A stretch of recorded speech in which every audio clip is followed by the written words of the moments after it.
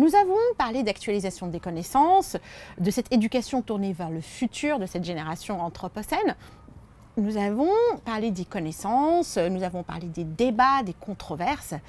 Il reste néanmoins un substrat dur. Nous autres éducateurs, enseignants, nous ne pouvons pas nous résoudre à un unique écologique. La finalité de notre métier est, selon les mots de Patrick Boucheron, est de convaincre les plus jeunes qu'ils n'arrivent jamais trop tard. Éduquer, instruire, former des citoyens capables de libre arbitre, non subordonnés au gouvernement par la peur et capables de choix éclairés. Voilà notre mission. Et c'est celle d'un contrat de responsabilité. Je vais rapidement rappeler notre inscription dans la philosophie de la responsabilité. En tant qu'éducateur, comme tout un chacun, nous avons une responsabilité vers les plus fragiles que soi. C'est une responsabilité partagée par tous les humains.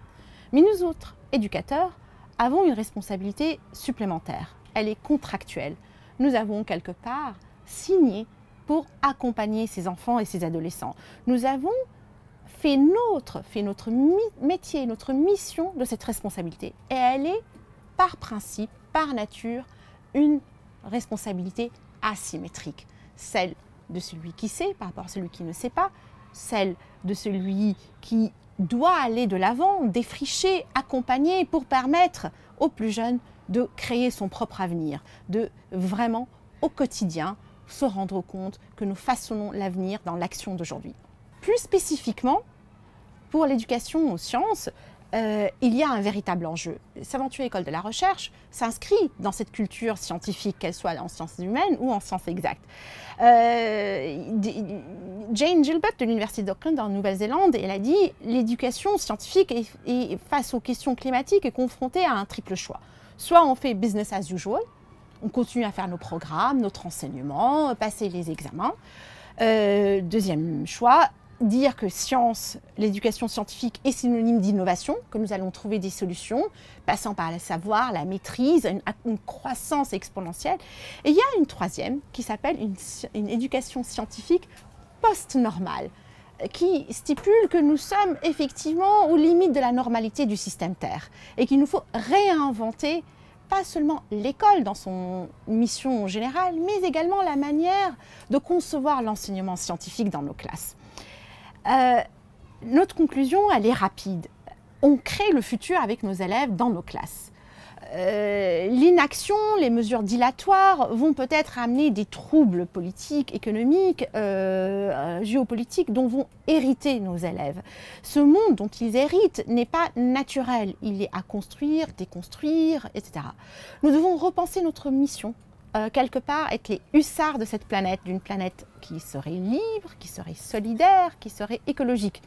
Nous savons ce qu'il faut faire, doter nos élèves dès le plus jeune âge des outils pour réfléchir, décider, prendre des décisions démocratiques, scientifiquement fondées. Il faut faire appel à un travail collaboratif entre travailleurs du savoir, que nous soyons enseignants ou chercheurs, mais également impliquer avec nous les parents, les décideurs politiques, et c'est des enjeux très fragile parce que nous avons affaire à des personnes par nature fragiles, protégées. Dans la classe, ce sont des très jeunes enfants et des très jeunes adolescents. Travailleurs du savoir, nous souhaitons conduire notre mission d'enseignant dans ces interfaces entre la classe et les laboratoires. Nous nous engageons, nous autres communautés s'aventuriers, avec vous tous, à explorer. On refuse la passivité, les slogans simplistes. On sait qu'il est difficile de choisir. Il y a des consensus scientifiques sur l'état des données, l'état de fait, mais des très grands dissensus sur les choix, sur les actions à mener. En ce sens, il est très difficile de nous accorder collectivement, démocratiquement sur les choix. En ce sens, ce MOOC est une invitation à vous autres, éducateurs, que vous soyez dans l'école ou autour de l'école, à nous rejoindre pour réfléchir ensemble et fonder ensemble cette école de l'Anthropocène, sans effroi, sans hubris, avec ce principe d'endosser notre responsabilité d'éducateur.